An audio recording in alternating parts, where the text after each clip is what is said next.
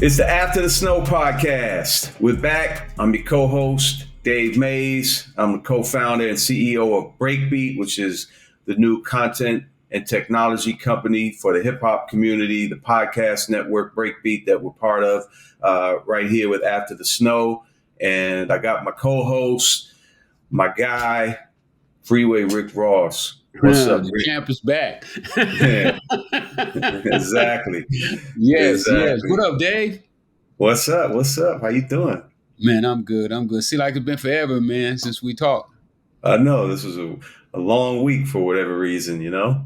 Well, airports, I slept on the airplane the other night, man. I was in the airport from 6 to 2:30 in the morning, man. I didn't get to bed till about 3:30 in Houston, spend the night in Houston. These airplanes are going through it right now, these pilots, and I don't know, the world's in chaos. I know I've been hearing a lot of stories about air travel and airport problems and stuff, man. So where were you over the last week? In addition, is it just Houston, or have you been to other places? No, I went to New Orleans, man. I went to the Essence Festival for my first time. Unbelievable experience, Yeah. Never saw so many black folks in one place at one time. Beautiful black professional women. So all my books, all my T-shirts. Oh, a great. day before I left. So I had a little time just to kick back and relax. I got me one of those facials while I was down there. That'll work on your face, and Okay. I got to switch up a little bit, man. I see that new glow. So I was there. Then I left there. I went to New Orleans, Mississippi, with my man Glock, Chris Grindhard Radio. They did a car show. Saw some nice dancers down there. Left there, went to Atlanta. Got my teeth cleaned, and with my man Bella, did a great job. And he said I've been sending him so many people he didn't even charge me. Okay.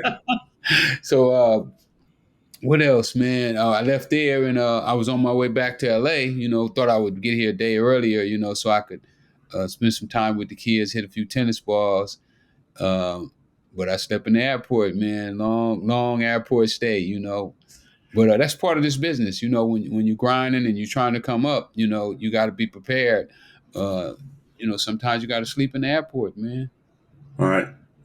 How do you keep up with all these bookings and events and stuff you're doing, man? You're all over the country. How do people contact you to get you for these things? Well, I got quite a few people that help me, man. My man Echo, Echo. Yeah, manager / road manager. Then I got CC. I got Bo Money. Mai, she helps. So I got a lot of help because I couldn't do it myself. I'd be double booking and everything. I tell everybody, yeah, lock it in. All right. So I done had times, man, where I'll be supposed to be in 2 cities at the same time. So matter of fact, we had one of them the other day. Echo got it worked out though. I was supposed to be in Kansas City at the same time I was in Virginia. So we be having it, man. But I'm having fun. I can see the progress. When you see progress, you just keep trucking along, man, and pour more on it, what you've been giving it, and hopefully it'll keep going the same way it's been going. Now, how about keeping up with the gym and stuff when you're traveling? Are you able to do that? Because I struggle with that. It's tough, Dave. Some days it's tough. When I was in Atlanta, I got to go to the gym. I wanted to go and walk Rocky Mountain. They got a trail up there where everybody walks. I didn't get to go do that, but I'm sliding in there, more than I used to. Let me say that there. Not as much as I would like, because I would like to go at least 5 days a week. But I've been getting it in, 2, 3, 4 days a week sometimes. But I'm gonna get better on that, even when I'm out of town. I just got to carve out some time for myself. We always carving out time for other people, and we don't take the time out for ourselves. And that's one of my goals, is to start, carve out some time for myself, because wealth without health ain't no good. Yeah, that's real. Last thing I want to ask you before we get into the show: any good vegan food you came across on your Oh recent my trips? goodness, man, New Orleans, man, they got a place. Let me try to think of the name of this place, man. It's vegan. Oh my goodness. What was the name of this place, man? I can't think of the name, but they had some jerk chicken, vegan jerk chicken. It was hot as hell, and I hate hot food, but I ate the whole burrito, man. That's how good it was. Uh. I took the pain. I took Okay. the pain, man. It was loaded with vegetables, and man, the guy had it sauteed, just like, and it was a taste that I never tasted jerk chicken before, so it was my Right. first time, and Oh, it was just a bomb, man. Um, I got to yeah. get the name. I haven't come across any vegan jerk chicken. I Oh, definitely when you would go want to to New try Orleans, that. I'm gonna turn you on, because Yeah. he wants to throw me a book signing party there as well. So, Cool. uh, definitely a place you got to go, though, man. I hate I can't think of the name of it, man, because they were super cool at the restaurant. It was real laid back environment. They had it fixed up like an old place. They had tin around the wall, so it looked like like it was an old shack. But it was really nice. The place was really clean, because I'm really tight on cleanliness. Like if you ain't clean, I don't want to eat there. Right. So the place was really clean, and the food was good. Yeah. That's what's up. That's what's up. Um, so just to let folks know, today we're going to talk about the finale episode of Snowfall season one, the very first season from 2017. We watched the first 9 together, and we watched the final 10th episode this week, and we're going to talk about it. But we also want to let folks know we are going to jump right into season 2 and keep after the snow rolling.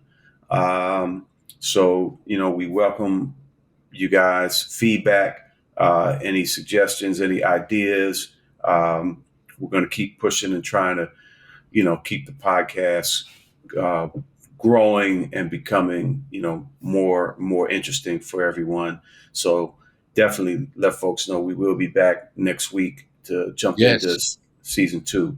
Yes, yes. Hmm. Let's get it. And one of the things I wanted to tell them too, man, is if there's anything that you want to ask us about the show, please hit me up on social media. I'll answer the question. Hopefully I can get to some of them. But I'm very interested in feedback. Also, I ran into a couple of fans at the Essence Festival. Man, they said they watch us all the time.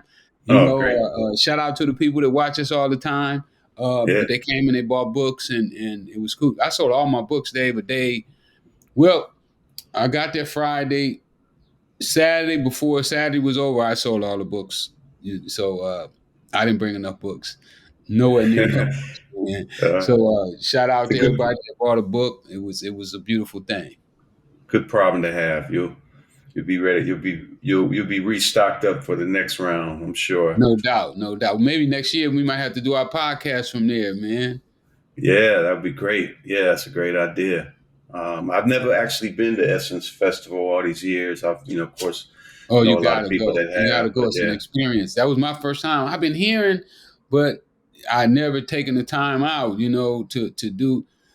'Cause, well, I knew I was going to enjoy being there. You know what I'm saying? 50,000 women. Like what man wouldn't enjoy being there? That's right. But it was just a great environment, man. The people was cool. It was cool. I'll be there next year for sure. That's what's up. That's what's up. Did you catch any of the concerts or performances there? I did, man. Okay. By me standing up for 5-6 hours selling books, taking pictures. By the time it was time for concerts, man, I was beat. I wanted to get in the Okay. shower and lay back. So I I, didn't get to do. I And saw they then had a lot of talent there. A lot of they people. they did. Yeah. Now I ran into a few of the artists. just walking through the hotels and stuff like that there. But you figure the book signings was ending at like 6. By the time I go get something to eat, you're talking about 7, 8 o'clock, 9 o'clock at night, and it was over for me. Yeah. All right. Well, let's jump into the episode. This is the grand finale. Now, the title that they give to the episode is the Rubicon. So I had to look that up and see what that really means. What And does it mean, man? a Rubicon is a line that when you cross, you become irrevocably committed. So it's like a turning point or a line that you cross, and now you're all the way in. So I guess that applies to what we Basically, see they said happening. Franklin and Uncle and they all committed now. They're gung ho. And I kind Exactly. of understand that too. I've been there before, so I already know. It's like, I have a thinking that what I could have became before I started selling cocaine. Because once I got started, people were telling me, "Oh, you shouldn't do it. You shouldn't do it." But it's too late now because I'm totally committed. Yeah. Did you kind of go through a process where, like, yeah, you started, but then, like how this is for now, at least everything's sort of gel. Like you said, Jerome, he wasn't down at the beginning. Now he's in, him and Louis, Leon, Kev, the connect, everything's in place. So did you feel like you went through a period of time where all of a sudden you were like, okay, I got this, now I got this situation, and now we're going to, take it to that next level? Absolutely, absolutely. When I first got started, I tried to get my homeboys to get out with me because in the beginning we were really the only game, and there was other games in town, but not really. They wasn't really in the game. You know what I'm saying? They was around the game and and tinkering, but it was really wide open. And my crew at the time, Freeway Boys, we probably was about 20 deep, and I was trying to convince them to come to the game, but they most of them was very reluctant from the beginning. Yeah. Um, so the episode starts off, our guy White Rob. To me, we haven't seen him in a while. This is Franklin's buddy from the white high school in the suburbs that he was going to. Drops him off. I guess Franklin's been staying over his crib, maybe because of the drama that's going on and the shooting at his mom's house. So he gets dropped off at Jerome's. Jerome's busy counting the money. Everybody's excited, talking Jerome having about. fun. Jerome having fun now. Yeah, exactly. He's like, oh man, this is it. He feels like he can What was just. I waiting on? Right. He's on 10 now. He I was was he was tripping. exactly. He probably saying Exactly. I was tripping. So he negotiates first. His first negotiation is with Franklin. He says, hey man, when you first came to me, you said we could go 50-50. And Franklin's like, hell no. You ain't getting 50-50, Unc. You turned me down. I did this all myself. It's all mine. I got the connect. I got the process. I got the product. And, I'll give you 10%. And they go back and forth, and they end up at 25. So I think Unc is happy with that as well. Yeah, both of them seemed like they was pretty happy with the deal they cut with each other. I guess you could say that's one of those win-win deals where both parties come out smiling. Yeah, yeah. And one of the things that they're planning on is finding a place to cook the product. And so Jerome tells Auntie Louie who to call to go find a spot, which later on in the episode, they go to check out this apartment. It looks like an apartment building or apartment. Yeah, it was pretty easy. Back in the day, it was pretty easy to get an apartment in LA. You'd be surprised. I had quite a few apartments, and it was really hard to rent them. I remember I was trying to get $450 and $500 for a 2-bedroom, and it was a tough market for landlords. Wow. Okay. And you, in terms of using an apartment as a place to cook and get product, prepped and all that kind of stuff, and could that have been accurate? Yeah. I mean, you figure what I see in the show. I'm jumping ahead a little bit of where you are, but when they go to Ivy only give them 2 kilos of cocaine, so that's fairly small. You could almost do that in in the car. I mean, it's a nice amount, but at the same time, it's not where you're gonna be smelling cocaine and all that when you're cooking it. You won't get those effects. So it was a pretty small amount. So yeah, you could do that in an apartment building. Now, when I was at my top, no, you couldn't do it at an apartment. You're talking about cooking up 100 kilos, 150 kilos, and we were cooking them in big pots. And we had spoons that looked like a boat oar. So when you start cooking that much cocaine, it starts to put off an odor that travels, outside of the apartment building. So when I started doing that, I had to own the apartment building myself. I couldn't afford to go and rent an apartment building and do that. I had to buy it where I was the owner, and I had all say so of what went on there, and I knew who was Right. standing. Okay. Um, so let's see what happens next with the episode. Teddy, we check in with Teddy. They got a problem on their hands. The girl has got pictures of Alejandro, and she's running around town trying to find him, put them on blast. Teddy's freaking out. He tells Alejandro, "You got to leave town. I'm gonna clean this up, but you got to leave town for a couple months." And Alejandro doesn't like that, and so he takes it upon himself against Teddy's, direction to go and kill the woman, because Teddy goes over I to think her house. Teddy had started to be kind of sweet on her. I thought. Did it seem like that to you? Like he had Yeah, feelings? yeah. I mean, that's A little kind of personal. definitely, yeah, definitely. And he was just, he was obviously kind of just uncomfortable with those girls having been killed and having to be All the time, because he responsible. still, he still kind of got that. I'm saving the country, and I don't want no innocent people to get hurt. That was my opinion on that with Teddy. Right, right.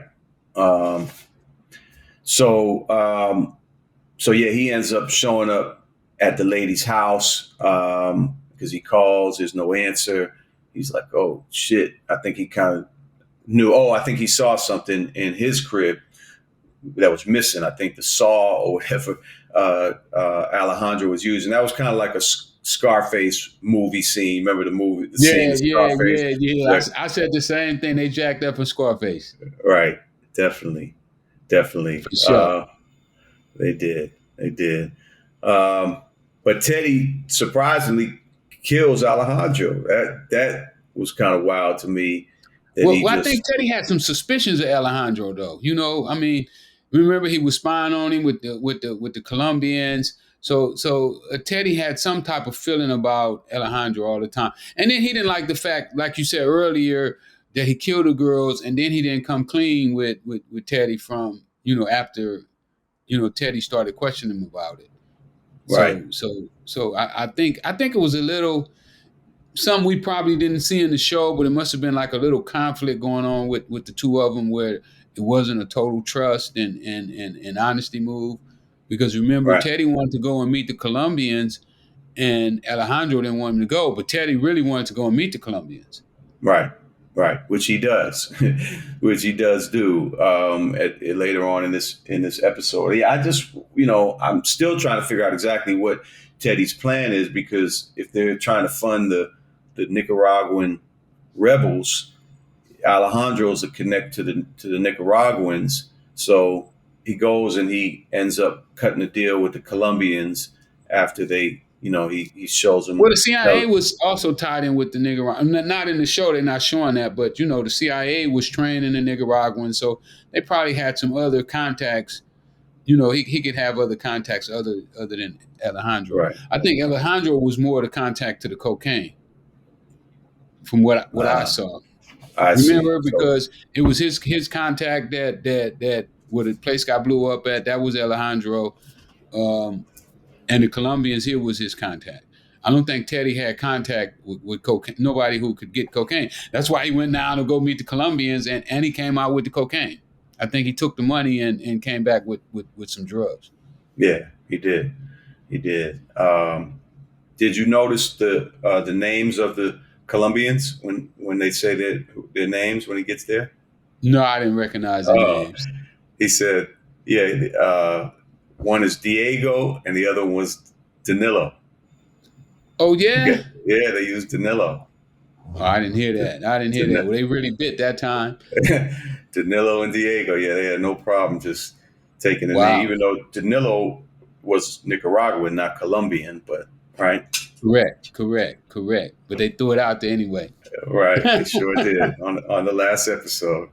Wow. Yeah, they said, fuck it, we'll throw it in there. Shit.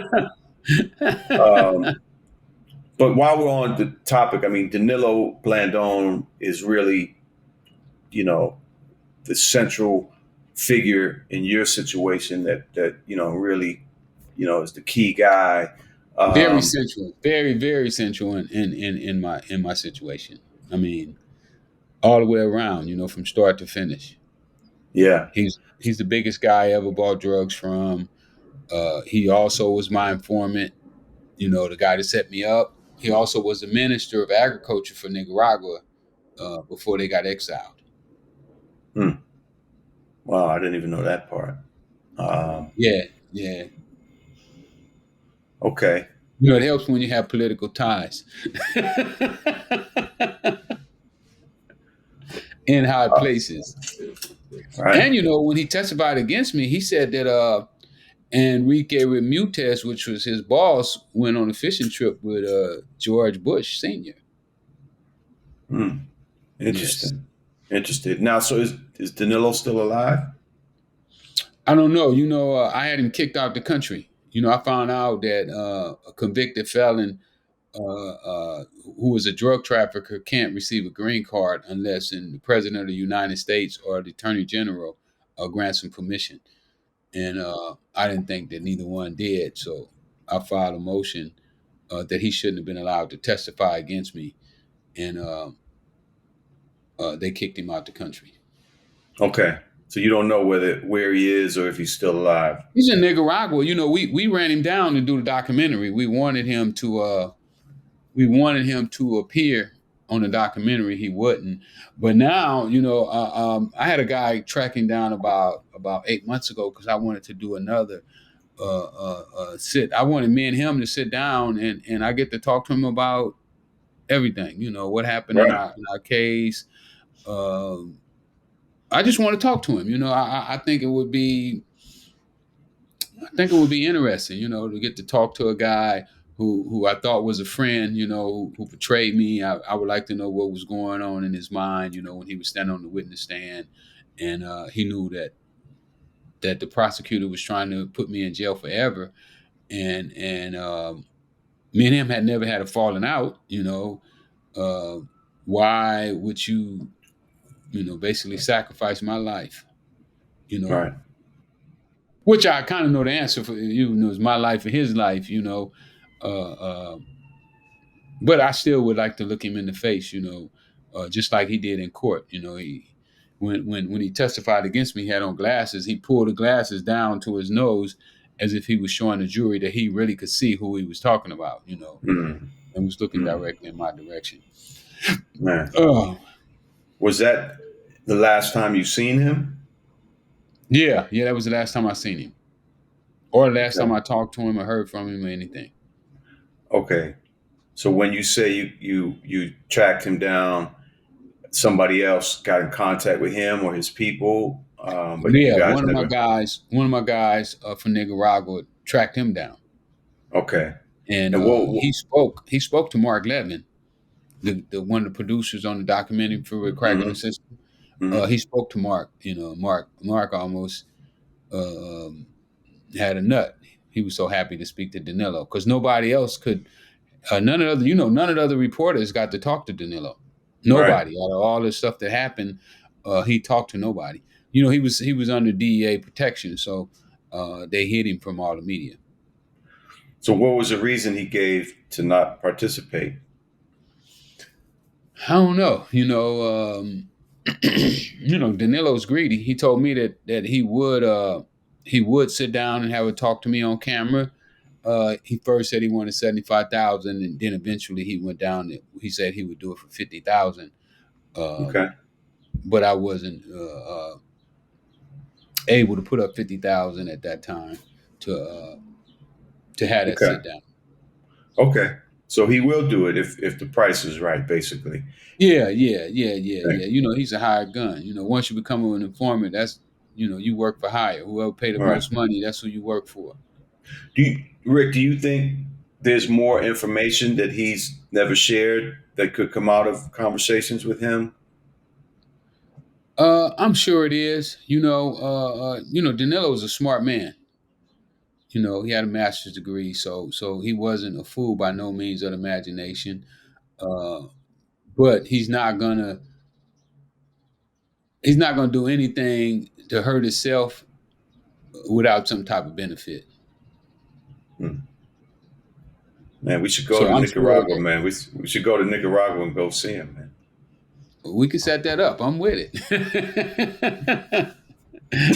I think it would be a hell of a conversation, like you said, for you and him to have. Oh man, it'll blow the airways up. I mean, how often has anybody got to sit down and talk to their informant, you know, who also was their drug supplier? So it definitely is going to be interesting. I just like to ask him questions about what did he really think about me as a person? What was our friendship? Was it all just make believe and where you do business, and when you do business, you play whatever roles need to be done. So it's a lot I would like to ask him for sure. We might have the next Breakbeat special production just figured out here, man. That could be it. Well, when you I'll, put sharp minds together, man, sharp things happen. definitely love that. We'll I talk know, I more. know. He would tell you about that next scene with Ivy and Franklin and Unc negotiations. Right, right. So yeah, what'd you think of that? Avi was like, "Man, get the fuck out of It was here. I'm gonna raise laughable. the price." Yeah. It was laughable. For one, we're talking about just a couple weeks ago. Avi was charging him 16 for one kilo, and he's dropped $4,000 off, and they're only getting 2 kilos. And that's not how the game works. You got to gradually work that price down. You don't get no $4,000 raise. You get a $4,000 raise, and you only bought one extra kilo. No way. Uh, so when I heard him negotiating, I was like, oh man, this stuff is laughable.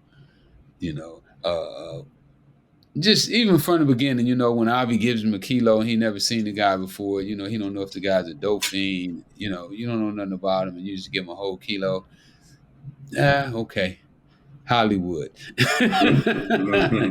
when they see the movie, they gonna see how you got to get a kilo. You ain't gonna see how you had to get a kilo. You just don't walk in there and they do it like that. That was laughable. So that was one of my favorite scenes in the scene too, when they did that negotiation, and I just like, oh my goodness, they got it so wrong.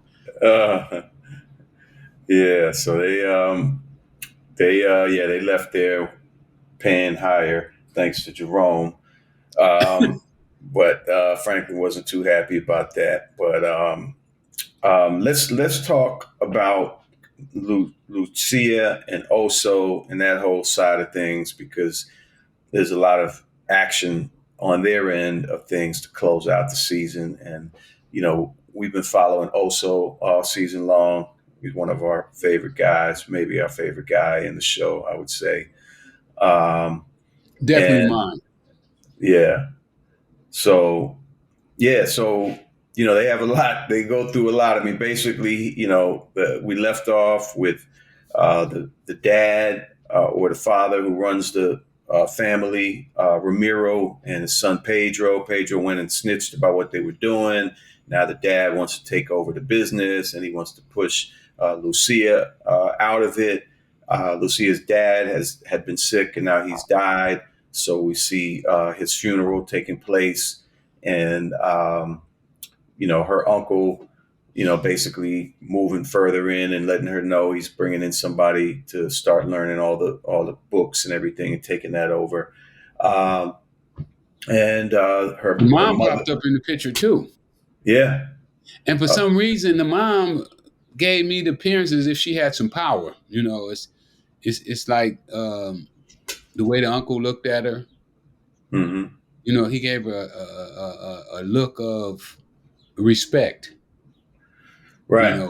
Or somebody I can't play with her. And then the Right. daughter even asked her for help, but she refused. And I didn't know what that was all about. Why she refused to get her daughter help. Right. Right. Yeah. She showed up. She had some security guys with her, and she definitely carried herself like a boss. I mean, she's the wife of, the guy who died, Lucia's dad who died, but apparently they must not still be together because she lives in Mexico. But yes, he does seem like she's somebody. And that was interesting. It was. And then, we talking about well, Oso has gone over to the gang and he's filling them in. And Lucia, she's jumping from side to side, like any way the wind blows is cool with her. She just got rid of Oso, basically told Oso he had to go.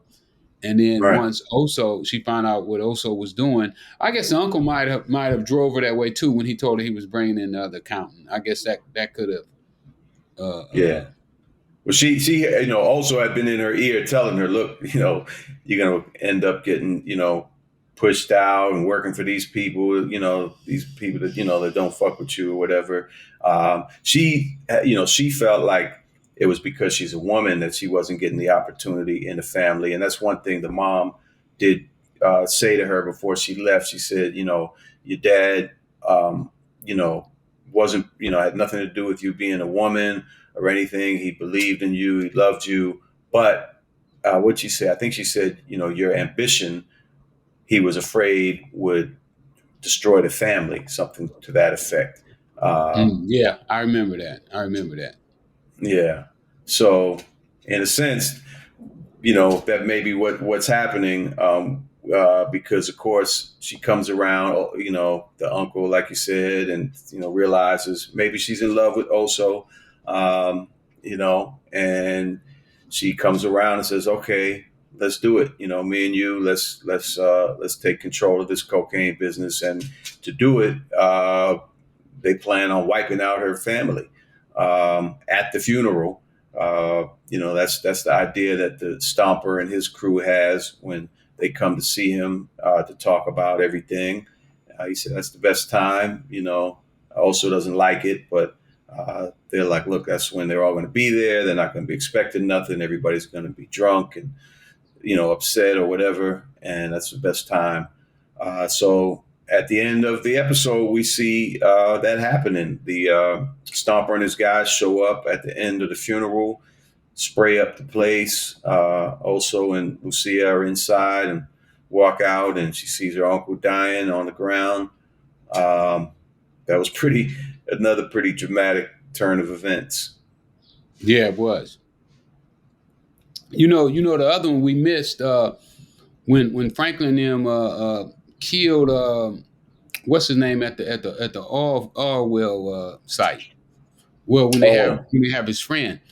Yeah, We Ray never and I would love to hear what Franklin had to tell the guy to bring him to him in the trunk. What was Right. that conversation like, man? I'd love to have heard that conversation where you can talk somebody into bringing uh, maybe his best friend, but also somebody that he was intimidated by.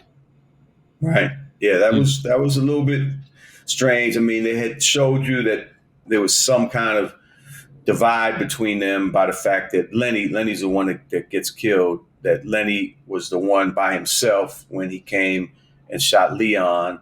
So that was where Franklin, I guess, got the idea even more that maybe there was a some break division. between those two that he could exploit. But yeah, that's a hell of a thing. He had the conversation in the diner with him. We're going to talk business. I mean, again, I suppose it was money, and he convinced Ray that, look, this is the only way things are going to get settled down, and we can all make some money. And I guess he was going to put him down, but at the end, he's like, "Come see me." So it was a little, yeah, it'd be a Yeah, so little, it wasn't no deal already cut. right, Or no ironclad deal. And then they threw him a roll of money too. They threw him right, a roll of money. It looked like it might have. If it was all $100 bills, it was 2,000. So they threw right, him a little money. But for me, that was really really interesting. I would have loved to have listened in on the conversation when he was talking to Ray about bringing Lenny to him, and I would have liked to have seen how Ray got Lenny in the trunk, because everything I had always saw with the two of them is that Lenny was the stronger out of the two. right, right. I mean, yeah, that's love to know that. Would love to know that. So supposedly we'll see. We'll see if Ray continues into the next season, but it's set up for him, and so maybe we'll learn more about it. Um, but what else? What else for this season finale here? I Well, think those are all my highlights. Things that caught my attention, that raised my eyebrows. Uh, um, I think that was it for me. yeah. The last thing I thought of was, um, well, part of it is with Franklin's mom. So she loses her job. She gets fired by the racist boss that she's had that Franklin didn't like anyway. But she's upset. She challenged him, and he basically threw her to the curb. And she's worrying about money. Franklin throws some money on the table, and she says she don't want his reefer money. She still thinks he's getting money from the weed. She think he Um, playing softball, but he playing hardball. you don't know, right? But she's, they show her at the end thinking about everything. So it's setting the stage of where moms may end up sort of buying into what's going on with the family. I guess we'll see in the next season how that develops. But yeah, that's a tough, a tough spot to be in for everybody, and some tough decisions gotta get made. Um, For sure, I totally agree. yeah. Um, all right. Well, shoot, man. I mean, we're gonna come back in season two. I mean, I think as a whole, it was a pretty good first season. Obviously, a lot of things that could have been done differently and more accurately. But they must have known they were coming back for a second season by this point, because they kind of end with so many kind of open ended things, that you kind of know there's got to be something more that's going to happen in the story, because it's still really really early on. Yeah, yeah.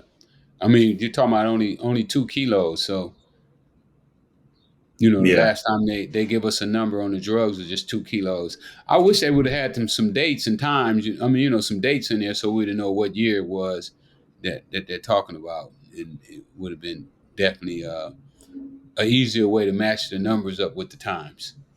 yeah. I think we can look that up. I think some of that information is online. I want to say 86, but I don't know for sure if that's. I think it might be earlier, 83, 84, that this is going on, but we'll have to check that out. So, well, yeah, I guess let's wrap up for the week. We look forward to coming back and jumping into season 2 with everybody.